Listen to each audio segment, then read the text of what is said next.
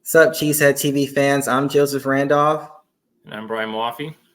And this is your next and 7th episode of Hackers Draft Room. We're moving on to defense, and in this case, we are talking about the edge class. I'm not really too stoked about this edge class. What about you, Brian?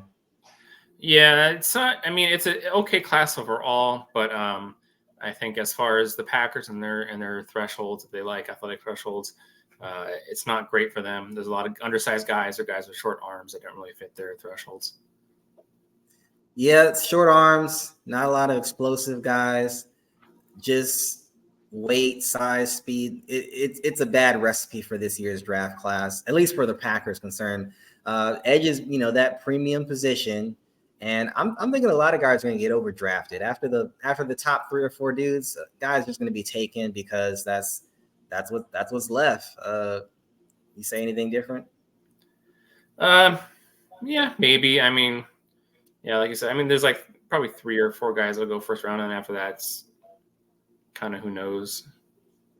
3, I'm thinking 2, but we'll see. We'll see. So we're gonna dive right into it. Not a lot of dudes to cover today. Brian and I probably disagree slightly, but for the number 1 guy in the class, it's Florida State's Jared Verse. Jared Verse probably should have declared last year and been a top 5 pick. I think he was a consensus top 5 pick last year, as a matter of fact. But trying to chase that national championship dream, and now he's got to deal with a bunch of quarterbacks who are going to plummet his stock and probably his eventual contract. He's got all the tools. He's the most explosive athlete at the edge position in this year's class. A little bit of work to do in the run game, but he's not a poor run defender by any means. He gets after it. He is a sack dude. He's going to get 10, 15 sacks a season. Brian, what would you say? Yeah, I actually think he's a pretty good run defender.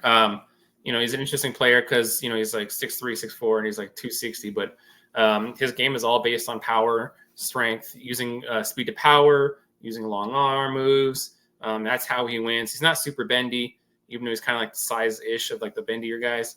But that's how he wins. And like he gets a lot of pressures. I don't know if he'll ever be like a 15 sack a season guy, but I could easily see him getting 10, 11, 12 sacks a season. I think in the right system, especially there's a guy who's on the opposite side or a really stout interior lineman, I think 15 sacks is possible. Maybe even a 20 sack season. We have to remember that, 2 seasons ago, Jared Verse was playing in an FCS school. I believe it was Albany. And then he moved up to Florida State and then, set the ACC on fire. I think there's still a part of his game that still has yet to be unearthed. So I see him as a future All-Pro, probably in this year's class, possibly a defensive Rookie of the Year candidate. There's not too many guys I think are going to threaten him as far as the rookie class as soon as the pads come on. You have any more to add, Brian?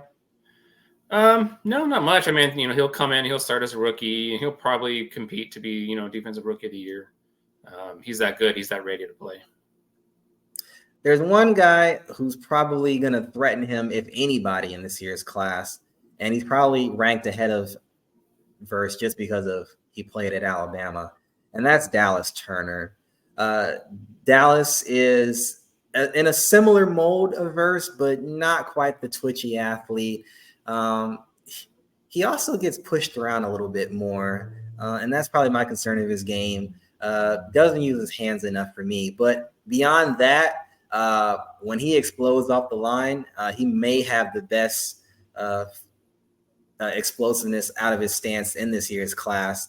He's going to get to the quarterback, and he's got a motor that runs hot. He's going to get to the quarterback if you get caught unaware. Outside of the probably the additional strength and hand usage that he has developed in his game, I don't see much else that leaves me wanting, Brian, if you have more to add. Yeah, I think if you're looking for a speed rusher, bendy pass rusher, like in that kind of Clay Matthews mold, he's that type of dude. He's explosive off the snap. He's bendy. He's got really long arms. He's fast, of course. the thing with him that you saw develop this year was he actually started using his hands and his arms. If you go back and watch his film from 2022, there's times he was coming off the lines, and his arms are like behind him. Basically, it's like, what are you doing? But yeah, so that's something he's improved at. It still needs to continue working it, obviously, but that's one of the biggest improvements he made this past season. And like I said, he's going to be one of those bendy, speedy, explosive, just freak athlete pass rushers that you're going to see that's just going to blow people off the line and just turn that corner, come around that arc, and just bend and be almost like a 45-degree, coming off like a 45-degree angle and just getting around and getting to the quarterback and that type of stuff.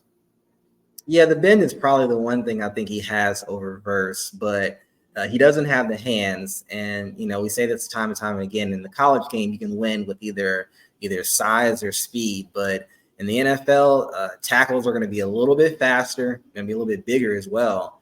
And they use their hands too. You're going to have tackles with explosive punch and good feet. And, they may not necessarily be caught off guard by the speed that Turner flashes, but he certainly will be a productive edge rusher in the NFL, even if he just stays at this current phase of a development. Probably another 10 sack season guy.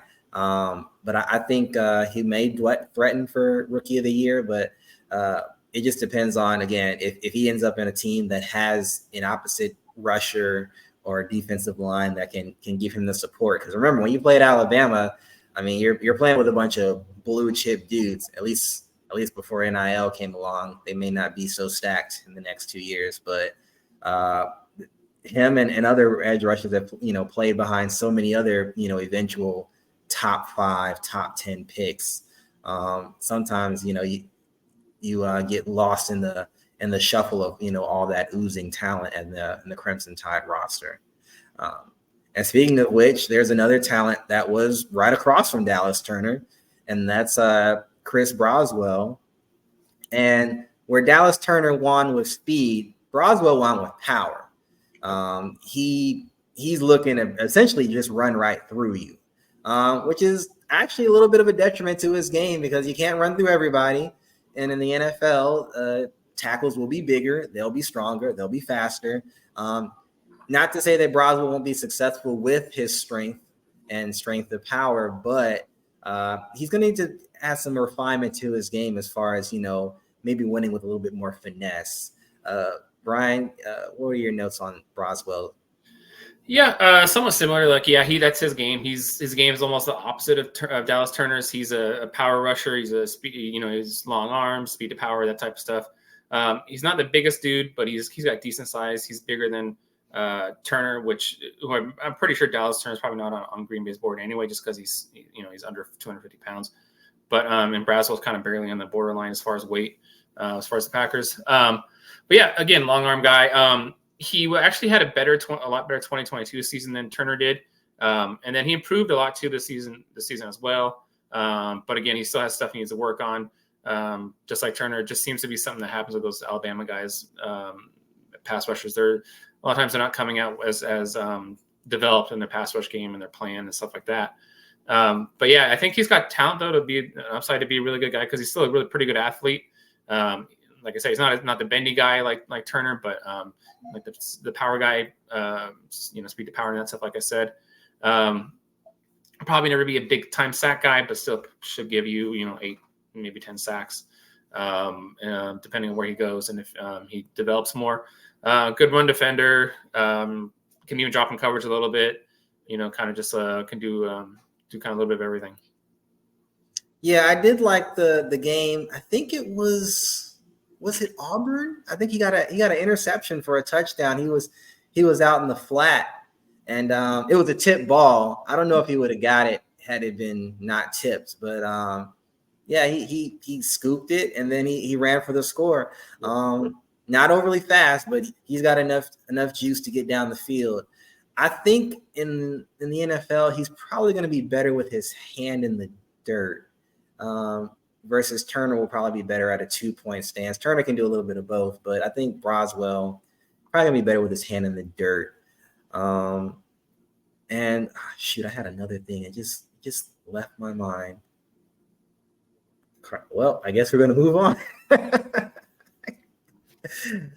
So as we get to the tail end of our premium guys, there's a guy who has it really all together, and probably because of the time he's played at the college level, and that's UCLA's Latu Latu. He does everything as far as having those hands, and boom, there it is. So like you said, Brian, Alabama rushers, there's so many of them. They don't really have time for development because you come in and there's already like 2 5-star guys ahead of you. They're going to play, and then you don't get that extra development. But in the case of UCL's Latu, he did do that, partially because he had a neck injury and he had to retire partially from football. But he did have that development. So he has the pass rush plan. He has the tools. He can beat you inside and outside. A little inconsistent here and there. I think he probably needs to add some more strength to his game, maybe put on a little bit more bulk. But as far as like the technique, I see everything I want to see. And as far as in a full-bodied edge rusher, what did you see, Brian? Yeah, he's actually probably my number 2 edge rusher in this class. For a guy who actually didn't play a super lot, just because at Washington he didn't play a lot, and then he retired, and then he's basically been a 2-year starter. He's super well developed.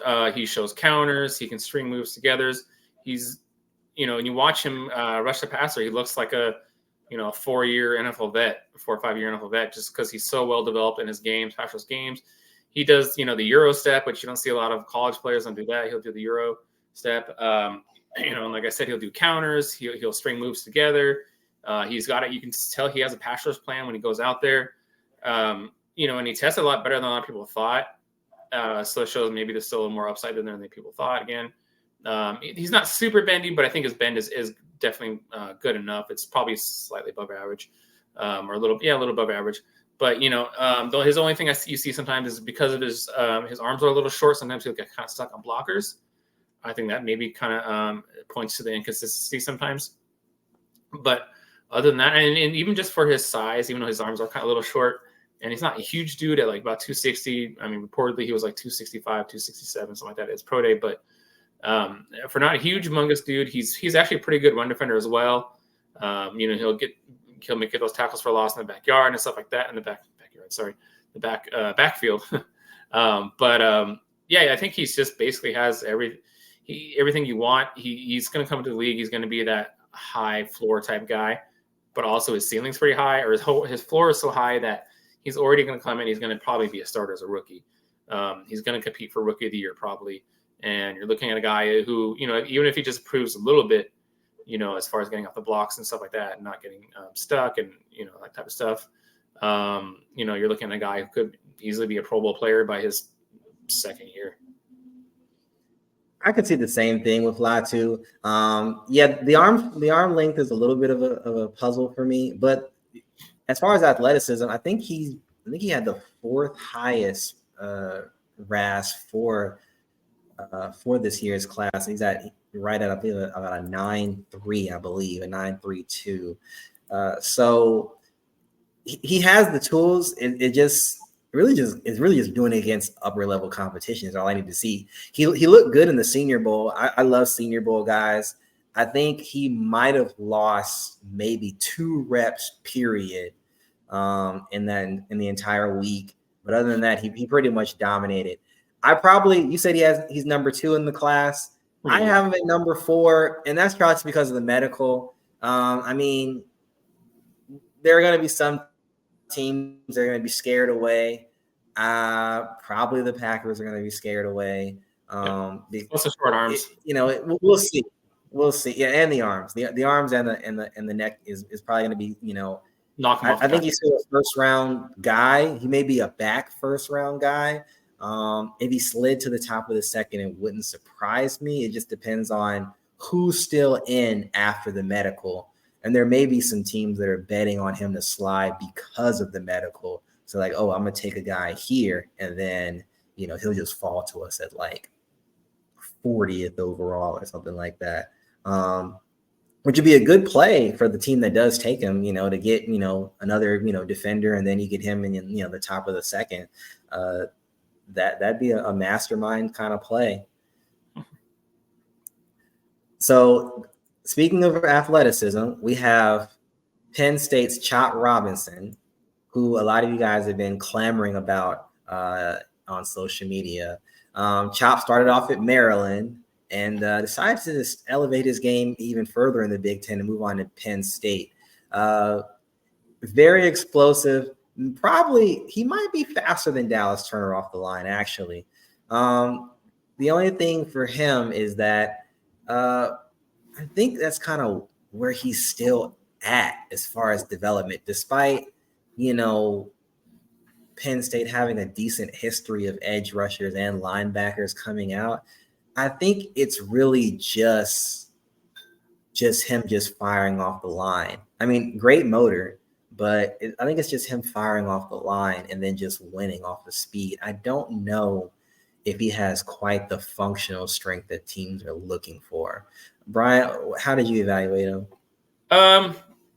Yeah, he's another in the line of like those kind of speedy, bendy edge rushers, explosive guys in the Clay Matthews mold, if you will, for Packers fans. Yeah, he's super bendy. He ran a sub 4.5 40, which is pretty nuts. But he's short arms, 32.5-inch arms, and that shows up on film. You see his arms sometimes are an issue. When he can win with speed and explosion and bend, he can win easily. But when he has to use his arms and stuff, sometimes that, or if a blocker or offensive lineman can kind of latch onto him, and he has trouble getting off. That's the thing. So I think with him, as a rookie, he's probably gonna have to be a DPR when he comes in, at least as a rookie, until he can build some bulk, some strength, and improve against the run, and kind of improve his hand usage and stuff like that. But yeah, I think he's again another guy who can come in as, even if he comes in a rookie and he's a DPR, but just doesn't need a pass rusher. People don't know. He can come in and probably put up 8 sacks as a rookie, even if he's basically his backup. But yeah, there's just some development that needs to take place with him. He shows some moves. He's got a rip and stuff like that. He can use and stuff. Usually those speedy bending guys usually have a rip move anyway. But so he needs to work on some counters and stuff like that, and be able to threaten at least show the threat of having inside moves, be able to kind of, so the offensive tackle doesn't always just overset outside. But the potential's there. Like I said, he's not going to be a Packer just because of his weight and his height, or not his height, his arm length. But I think he can still be a good player. Are you looking at 2-point stance or 3-point stance? 2. Okay. Yeah, I think you could throw him in there just for some variety's sake, in 3-point stance. But I think primarily you're going to want to play him in 2. Okay, because he bounced around a little bit between both Maryland and Penn State. They're like, do we line him as a linebacker? Do we line him up as a defensive end? I think he closed out 2023 as a defensive end. I'm thinking for the NFL, he's probably your strong side outside linebacker until he develops more tools, and then just because of the arm length, I think he might fare better. Of course, there are tight ends with short arms as well, but the extra blocker is probably too much of a concern for me in general. I'd rather him just kind of fire off the weak side for the offense anyway. So after Chop, we're probably out of the first round. Oh, for sure. Yeah. And Chop is excuse me. Chop may actually fall to the second. It really depends on those. That top 4 is pretty stout. Again, we got the quarterback story about. Chop may fall to the second. I'm not for sure. The next guy, I struggled to evaluate. Looked really good at the Senior Bowl. I love Senior Bowl guys. I probably said that 20 million times. I love Senior Bowl guys.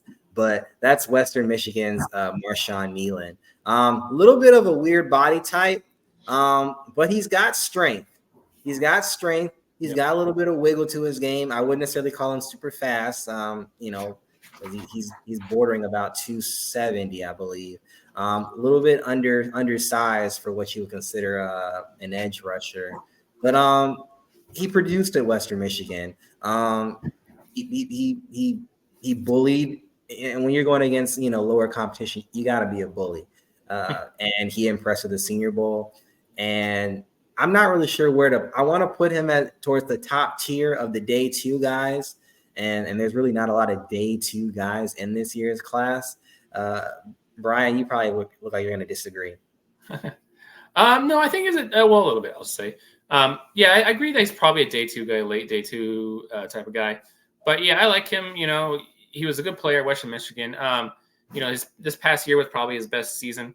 He was, I think if I remember right, during the summer he transferred to Colorado and then he transferred back to Western Michigan. But yeah, he's always been a good run defender. You kind of hope he would be that good a run defender at that size. But yeah, this past year was his best year. He had 6 sacks, which is not a super lot, but of course, he's playing Western Michigan. There wasn't that much talent at Western Michigan this past year. There was a couple guys on defense that may get looked at by the NFL, but that's about it. Probably the corner, Lovely. But anyway, but yeah, he's again a big, strong dude. He's going to be a power pass rusher. He's got the size and the what's it called, the arm length of the Packers. So he'd definitely be a Packers type guy. Over 34-inch arms. So the Packers would love that. He was 267. The Packers would love that, of course. His 44.75 was okay, and he probably plays that 40 time, I would say. But otherwise, I think he'd be a good fit for Green Bay. I just don't know where he lines up. Like at 6, I have a 6'3". Like, do you have him with this? I don't want to with a 2-point stance. I think he kind of rotates where he's a guy that maybe starts out at 3-point stance, maybe like as a 4-eye, maybe 5 technique, and then maybe just depending on personnel, where we are in the game, he could reduce to a 3. I think possibly. It just depends on what's going on in the game. And obviously we're navigating a scheme change with Coach Half. I think he's probably a 4-eye, maybe a 5 technique. Brian, you want him with his hand? You want him in a 2-point? No, I want him with his hand. They're playing defensive end. I don't think you can play him at 3 tech under that. It's not that big, like I said. He's under 270. Maybe you can use him as some how do you say it? Kind of like how the Giants used Justin Tuck a long time ago. People remember that, where on some third downs he'd be used as an interior pass rusher. But I don't think it'd be enough to where you call him a 3 tech, but just maybe on some, as people remember the old lineup the Packers had, the NASCAR lineup that didn't work too great. But you can do something like that with him if you want on some long distance third downs, like 3rd and 15 or something like that. But I think overall you still kind of keep him at the end.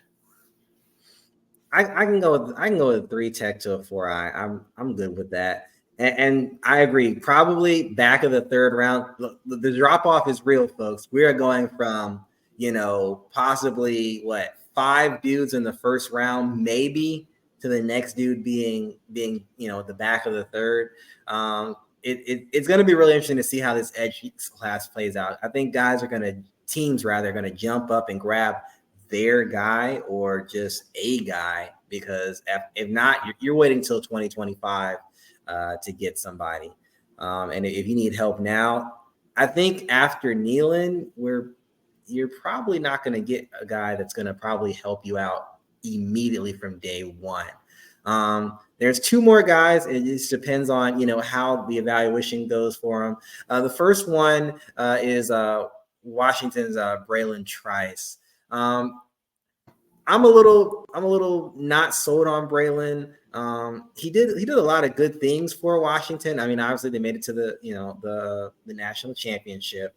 I don't think he's a good run defender, and he's a little bit sloppy with his technique. Brian, how would you take Bralen Trice? He's been a weird kind of eval. Coming to the year, he was looking like one of the better pass rushers. I mean, everybody knew he was kind of more of a power rusher, not really a bendy guy, bigger guy. I got access to the Bledsoe measurements from this past spring, and he was in the 270s. So coming into this past season, he was, near 270. Maybe he dropped a little bit of weight, before the summer. Maybe so he probably played this past season at 260, 265. But, and then he shows up at the combine at 245, which is really weird. People were like, what's going on? So people thought he just dropped a bunch of weight to test really well, so he could run fast or something like that. But then he didn't test that great. The testing he did was okay. So it was really confusing. People, it didn't make sense. People didn't understand, like, okay, why are you dropping all this weight? Just to test kind of average. So then that makes you think that, okay, well, if he was at a heavier weight, would he test worse? That's the thing that you kind of wonder about. And again, he was never known as a super athletic guy. It was more of a speed to power, kind of more of a well-developed pass rush plan, stuff like that type of stuff. So yeah, and at that size and with a somewhat short arms, 32 and a half, I really don't think he's going to be in the Packers board. And just so far, his whole offseason has kind of not been great. So I kind of think he's probably he's a day 3 guy, probably mid day 3. And you're probably looking at a guy who probably doesn't have starter upside. You're probably looking at it as a rotational, maybe number 3 or number 4 type pass rusher. I can live with that. It's wacky. I'm dumbfounded. I don't really know what to do with Bralen Trice anymore. I don't know. I'm probably not going to be a Packer, but I would just love to follow the story and see, where he ends up. Like, where do they play him? How does he do? The 245 from 270 something. I mean, that's just unbelievable. I mean, he had to been taking Ozempic like every day, and then getting on the treadmill. It's interesting to see how he's going to play out, Brian. That's a story. That's for those peaks of that those draft nerds out there. That's a story that you just kind of watching, kind of see how it plays out, one way or the other. But yeah, day 3, I think probably. Sometimes again overdrafted. This is not the best edge class. I think he could possibly be at the bottom of the 4th, top of the 5th, just because of one, he played for Washington, and then. Somebody's going to be curious, like, well, what if I did this with him? Could he do that? I think he's one of those for the right GM, and this is the class to do that, to maybe take a chance or two on a guy that you normally wouldn't. I think that's where Bralen finds his home.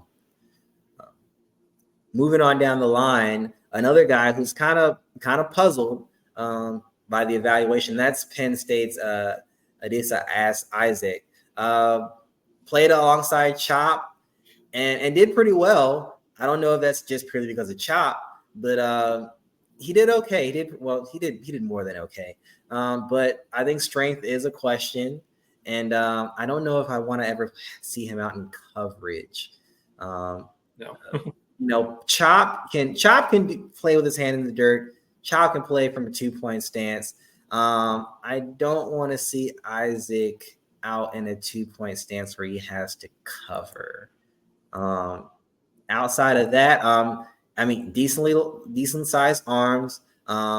He does have a little bit of a bull rush to him, but again, I think he kind of preys on offensive linemen who maybe aren't as strong, and not necessarily he's a good athlete, not a great athlete.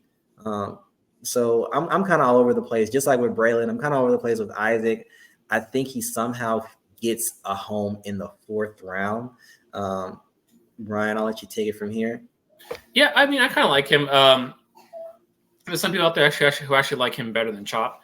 I'm not one of those, but I still like him.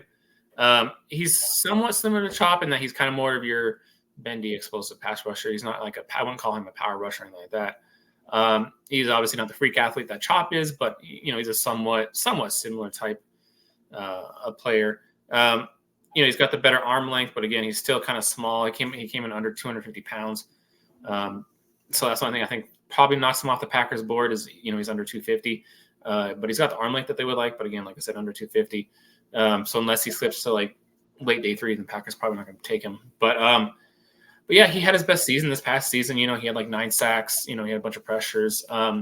Still needs some development. I think he's more. You could probably play him more at a 3-point than you would play Chop. I think Chop, you're going to want to play him 2-point, like vast majority of the time. Like I said earlier, I think at DC you could probably play him more in a 3-point stance if you want. You could probably do like 50-50 mix. I think he's probably a better run defender. He's got a little more power in him than Chop does. I think he's more kind of a little more of an all-around type edge rusher. Yeah, he's a little bit taller, so I'm okay with either. Yeah, if he slides, maybe bottom of the 5th to the 6th as kind of like a reserve 3-point edge rusher, because that's kind of where I think we have needs, is that even front, reserve rotational edge rusher. I could see him finding a home there, and then with a good off season, maybe getting him maybe to 262, maybe 6. I would say a 6'4". I wouldn't go beyond 270, so maybe like a 262, 263. Add the string. There is something there. I just don't want him in coverage at all. I don't want him anywhere near a tight end unless the tight end just happens to be blocking for a run. And actually not over there either. I don't know if he'll get that big, but yeah, I personally don't think he'll sit that far to where the Packers would have a shot at him. To me, he's still a late day 2 type pick, like 3rd round. So overdrafted, we can go with that. So speaking of which, another puzzling evaluation is Houston Christian's Jalyx Hunt. Brian and I both agree. We watched the tape. I have no idea, and it's very rare that I'm stumped to this level, but I don't know what Jalyx Hunt is. I don't know if he's an edge rusher. I don't know if he's a safety. I don't know if he's an inside linebacker. Tested off the roof. That much we can say. He's got the height. He's got the weight for the most part. I don't know what to do with Hunt, to be honest. Somebody's going to take him with those 34, almost 35, I think, inch arms, and they're going to be like, you know what? He's fast. He's big. I'll figure it out when he gets to training camp. Brian, you probably did better than me on this evaluation. Yeah, I wouldn't say I completely agree with what you're saying, but I mean, he was. I agree with he's he's kind of a weird eval, just in the sense of how Houston Christian used him. He came in there as a safety, so he played safety his first couple of years, I believe it was, and then they kind of had him playing kind of some off-ball linebacker type of stuff. And then this past year, they kind of had him playing like all over. They had him playing as a linebacker. They had him playing as a slot. They had him playing as an outside corner. They had him playing as a pass rusher. They just had him all over. So it was kind of hard to figure him out in a way. But I still think he's a pass rusher. He's an edge rusher, defensive end, whatever you want to call him. But I think he did show on film that you could, if you wanted, you could play him in a 3-4 as a in a 2-point stance as a edge rusher. Outside linebacker 3-4, and you could drop him and do zone drops with him and drop him in coverage. And I think he can do it. He showed on film he can drop back. He can move his feet from side to side, and he's not one of those guys that there's a lot of pass rushers. They're only good going forward, but they can't go backwards. But I think he looked fine going backwards. So I'd say that's actually a plus for him. But yeah, if you watch the film, he's got these crazy long arms. And of course he wears these white gloves, and he's got the white tape on his forearms and stuff. So it makes his arms look even longer.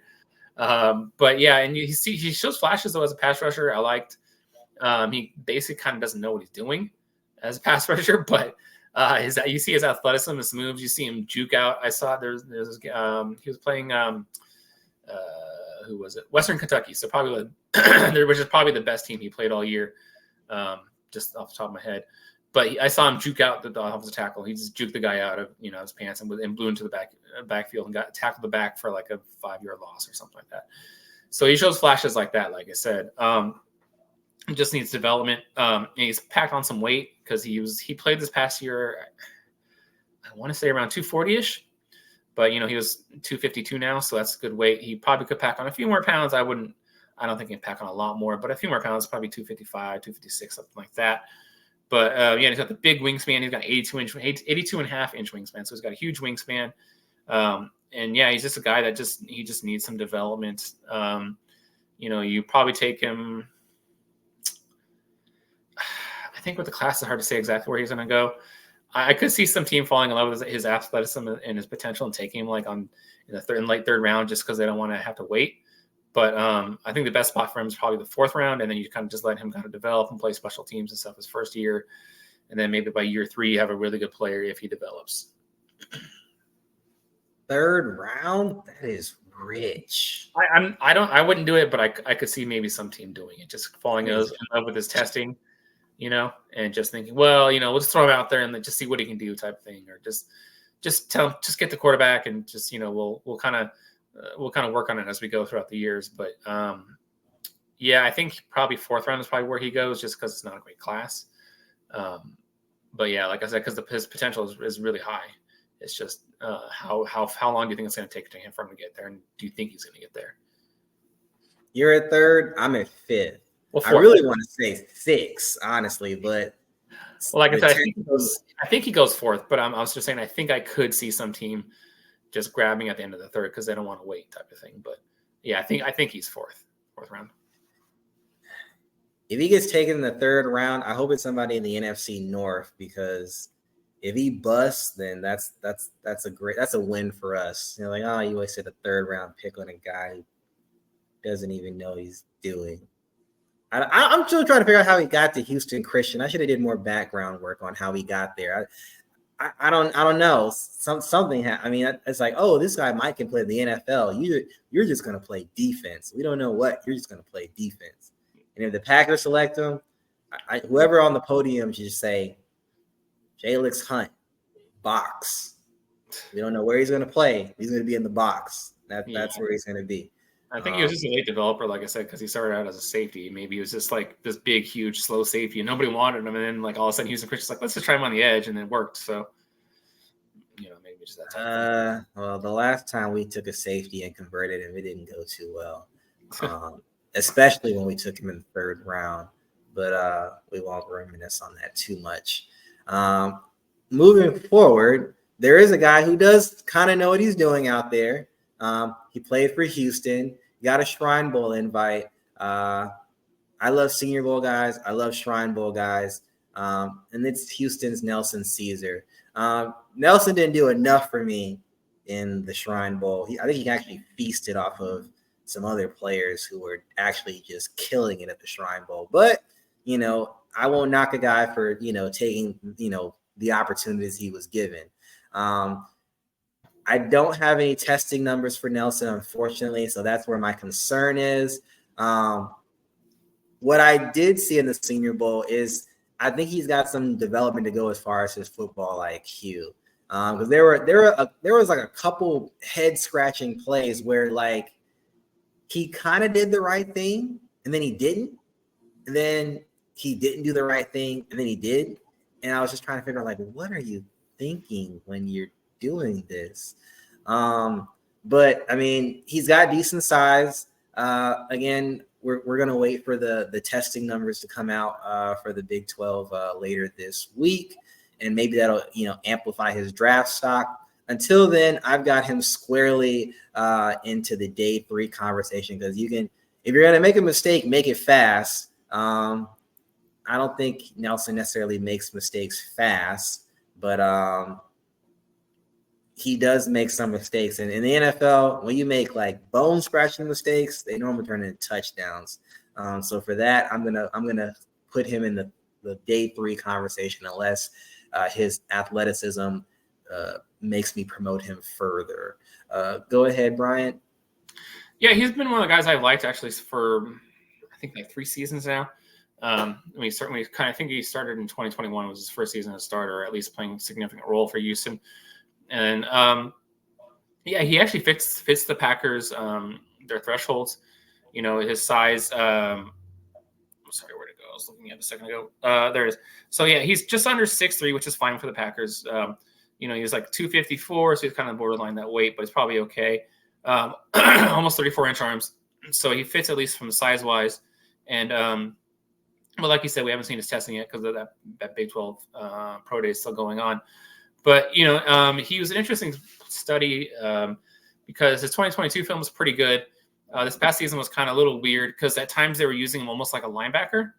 So it was a little weird that was a little weird. I think it was due to some injuries and stuff. But That was a little weird because that's just not where he's going to play in the NFL. But he played well this year actually overall, though he still had 10 sacks, so he had his best season. He's a decent run defender. He's got some long arms, so he can do some power rushing and stuff like that. Although he still probably needs to add a little bit more bulk, a little bit more strength. But he's a good overall defensive end. I like him a lot. He's kind of all around type of guy. Because he's not super bendy, but he's got good bend. He's not super powerful, but he's got some good power. I think he can be a really good rotational guy, number 3 type edge rusher. Kind of rotates in with your starters, gives them a breather, and gives you 6, 7, 8 sacks a season. Maybe could eventually develop into a starter, but he's like for me, I'm higher on him, so I would say he's probably say 3rd round, honestly, for him. I like him because I like his upside. I think just this past season kind of, like I said, kind of marred some of his stock, at least with the media, just because he was playing kind of in a weird, almost off-ball linebacker sometimes position. Some people were like, what? Who is this guy? Like, his film's not that great. But if you go back to 2022, like, you see him playing more edge and stuff like that. So it's a what have you done for me lately league, and I was not impressed. However, I will say that if I just had to take a reserve edge guy, I could live with Nelson Caesar. I could live with Nelson. I wouldn't regret it. I could live with it. There's something there. There is something there. I'll give you that. I don't know if it's day 2 there, but there's something there. But with the last couple of guys we've covered, Hunt, Trice, Isaac, they all need some serious work. Nelson probably needs the least work, and with that, he probably could leapfrog them and maybe find himself maybe priority 4th round. Maybe if the testing is, let's say, I'm gonna throw it out there. If the testing is an 8.4 or better, I'll live within the 3rd round. But it's got to be 8.4 or better. We'll find out in, I think what ends the 31st. Yeah, something like that. We'll find out. Is that Easter? That is Easter. Oh, testing on Easter. All right. So if 8.4 or better, I'll go to the 3rd round. Until then, he's probably mid fourth. But he's going to have to be coached up, because you can't be making those mistakes. I get the off ball part. The tape I watched was the Shrine Bowl, and I think I saw the Texas game, which probably was not a good game to watch because it was against Texas. So we'll see on that. I'll reserve the day 2 grade for after the pro day for the Big 12. So we've got one edge rusher. Oh, we have 2 more edge rushers to go. And one is back to the SEC, and that is Cedric Johnson out of Ole Miss. Cedric's kind of a little bit of a tweener, if you ask me, at 6'3" and 260. Not necessarily agile to me. Brian, I think, is going to disagree with me on this. Not super strong. I think for him, it's just the burst off the line. He's got a little bit of tool to him. He's got a little bit of tools to him, a little bit of a pass rush plan. But it leaves me wanting more. So I'm looking as a reserve, rotational kind of guy, maybe even just a special teamer. I think Brian's going to disagree with me on this vastly. Go ahead. I don't know about vastly, but yeah. I think his bend, and he's not good. His bend is okay. He's not going to be a super bendy guy, of course. But I think his bend is okay, and his size is good size for what the Packers like. He's like I said, he's like 260, and he's I think his arms were like 34. Where'd it go? I was looking for it. Sorry. Where'd it go? There he is. 33 and a half. So, but still within the Packers range. He ran a 4.63. You can see, and he had good explosive drills, and you can see on the film he's pretty explosive. He's fast off the snap. There was some times where they were running TE stunts with him, and he was just blowing past the guard into the backfield, hitting the quarterback, or at least pressuring the quarterback, or even tackling the running back. So, I mean, he's got that to where you can run TE stunt, you can run those stunts with him, and he's got the size and strength and stuff to where he can, if you can do that, he can still at least deal with the guard. The guard's not going to just like shove him on the ground type of thing. He's going to be able to hold up. But yeah, he had a pretty good year this year, and I think his upside's there. He's again kind of another one of those kind of all around, kind of pass rushers, defensive ends, what have you. He's going to be able to do a little bit of everything for you. His pass rush game though does still need some work as far as his moves and building out his plan and counters and that type of stuff. But that's kind of common with the majority of edge rushers coming out of college. They usually have like one or couple moves, and they kind of just do the move and that's it. In the NFL, you got to work on your counters, you got to be able to string move togethers and all that type of stuff. So of course he still needs to work on that. But he showed flashes this past year, and he has a good amount of pressures and sacks and stuff like that. It's just I think he's just a little bit of a developmental guy. I think he's kind of he's got a pretty good high floor. But yeah, I think he's an early day 3 guy, 4th round, maybe mid 4th round, something like that. And you take him, and he can be your number 3 edge rusher, and he can contribute to the team on offense, on defense, and then he could probably even play some special teams for you. I can go with the special teams, but you know what? Because I dislike him, he'll probably actually turn out okay. Probably, but I still dislike him. I don't know. It's just some minute just doesn't go with me. Call it scouter's intuition, but maybe because I dislike him, he'll probably halfway pan out. Maybe it's the number he wore. Well, yeah, single digit. Yeah, he had a number 2, I believe. You don't wear number 2 when you're a defensive lineman. Probably threw you off. Yeah. There actually is another dude who wore a single digit, and that's going to round out this position group, and that's Texas Tech Myles Cole. I am still deep diving into Myles Cole's game. I like him probably because if we were still in our old system under he who shall not be named, Myles Cole fits that mold in the what we've come to know as Packer fans, the Za'Darius role, where he can play from a 2-point. He can also play with his hand down. He's the dude that he's just the edge rusher. He is the edge rusher. Tested very well. I mean, almost a perfect score.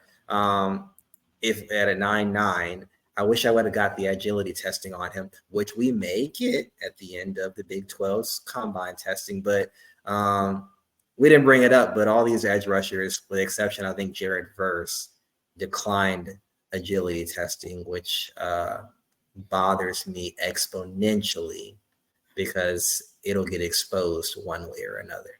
But we're talking about Myles Cole, and outside of the agility, I think he had the best testing in the entire edge class. He's got a long way to go development-wise. Well, not long, but he's got significant development. I wouldn't trust him to set the edge right now.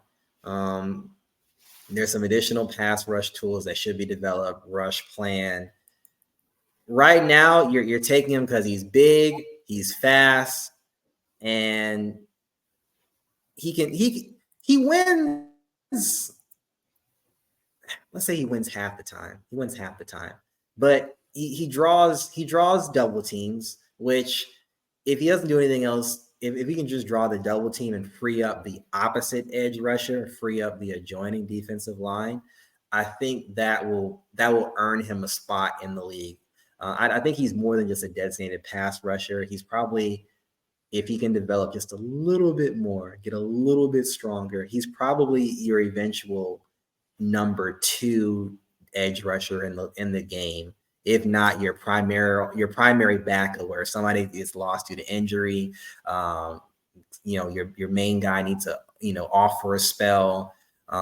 It's the end of the game, and you're trying to stop the team from driving. You just put him out there and let him try to beat the offensive line. I think because of the measurables, I would love for him to stay in the cellar of the 6th round, but he's going to, again, overdrafted is a term we're using loosely this year. He's probably going to be in the 4th round. What would you say, Brian? I don't know, man. I don't know what to do with him because he was in Feldman's freak list, before the season. Huge dude, 6'6", and I believe he was over 280 at one point. But he came to the combine 278. Huge arms, almost 37-inch arms, so which is crazy. I don't remember last time I saw arms that long. But and then had a 993 RAS score, which is crazy. I think a lot of that had to do with just his size and then his 40 time, because his explosion drills were just kind of okay. And of course, as you said, he didn't do any agility drills. And I don't think if he does them, the score is going to be that great. But like, he has no pass rush plan. He has no real moves evident that I've noticed on film. Like he's not productive. Like, I just don't know what to do with the guy. I don't know. My question is he ever going to be productive? I don't know, he was a transfer from Louisiana Monroe, and even which is a pretty, even though it's still a division or FBS school, they're still kind of on the smaller schools. They don't put very many NFL players in any players in the NFL. But he only had like 4 sacks this year. He didn't have a lot of pressures. He had less than 20 pressures on the year, which is nothing. Last year he had like 13 pressures. So he's not productive at all. And usually, statistically, those guys just don't work out. Rashawn Gary was an exception, but usually statistically, those guys that are not productive in college at all, like, don't work out. He just needs a lot of work. I just don't know what you do with him. I mean, I think maybe you bulk him up a little bit, 285-ish, and play him as a 5 tech, and just tell him, okay, just go stop the run, and then if you can get into the backfield and tackle the running back or pressure the quarterback or get a sack, whatever, cool. But mainly, we want you just to be big, strong, stuff the run, because he has no pass rush plan. It just is not productive at all. He has a huge, long way to go. He's a 6-year guy, so he's like, I don't think I have his age. No, I don't. But if he's a 6-year guy, he's at least 23, maybe even 24. At that age, and he hasn't shown any development. I don't know. And yeah, I wouldn't touch him till the 6th round. I take exception to that Rashawn Gary comment. Rashawn was very productive in college. It's just his teammates got the stats. That's how that went. There would be no great Michigan defense without Rashawn Gary, and I will stand by that till the day I die. But even Rashawn was a little bit more productive than him, but just he wasn't obviously putting up 10, 12 sacks in college. But even Rashawn was more productive than Miles Cole. Well, Rashawn was a 1st-round talent. I mean, he technically Cole is too, but he did it all for Michigan, and that's the greatest thing. He did it all. He got zero credit. Well, he got very little credit for it, and that's why he is the man he is today. Miles Cole is totally different. He's big. I don't know if he's fast. He is. I mean, we do know that he's fast. I don't know if he's strong. He ran like 4.6 something. Right. He's won. Well, we can't really say he won in college. He probably won in high school based off of being NFL size. I'm going to give him a pass because he went to Louisiana Monroe. And like you said, Louisiana Monroe is maybe not the most premier school in the FBS. And then he went to Texas Tech. So granted, yes, Texas Tech birthed Pat Mahomes, but that's offense. A certain coach is no longer there anymore. Do they even have a job anymore? But that's another discussion. I don't think so either way, Texas Tech is Texas Tech. They get lucky every once in a while. And that's just what Miles Cole is. He went to Texas Tech. They were thinking they were going to get lucky. They should have. I don't know how they missed the development of this guy, but I think there's more than what we currently have. I do believe that. And in a edge class where guys are undersized, guys are not overly bendy, guys have short arms. Miles Cole is like, you know what? Just on a wing and a prayer, this could be a future Pro Bowler. I won't go as far to say all pro, but this could be a future Pro Bowl if we just get him. I wouldn't put him on the practice squad because at that size, somebody else who didn't draft him is like, oh, look who's on the practice squad. You're on my active roster now. So he's going to get selected by somebody. They're going to, surround him with the edge rusher that they have and have him to, teach him the tools of the trade. And then I think he'll be mildly successful. I'm not going to say he's going to be like the best thing since sliced bread, but I think there's something there. Maybe I'm seeing what everybody else wants to see that isn't there. I will live with being wrong on Miles Cole, but I just think because he went to ULM, because he went to Texas Tech, he just hasn't been given the right opportunity. And for that reason, given the other edge rushers that he has to compete with, again, overdrafted with an asterisk on it. Somehow he goes early day 3. Somehow. But you can tell me I'm wrong in May. In the comment section. So, all right, that's all we have for today. Again, edge is not the thing for the 2024 draft class. Despite us actually needing maybe one or two, but Coach Half will make it happen. In Half we trust. In Half we trust. In Half we trust. Next, we'll have the interior linemen. A lot more to dive into for those guys. Yep. And I'm sure we're going to get slandered on, oh, you left out. But believe me, we're doing you a favor. But next will be interior defensive linemen. Stay locked in. This is Packers Draft Room, and we will see you guys next time.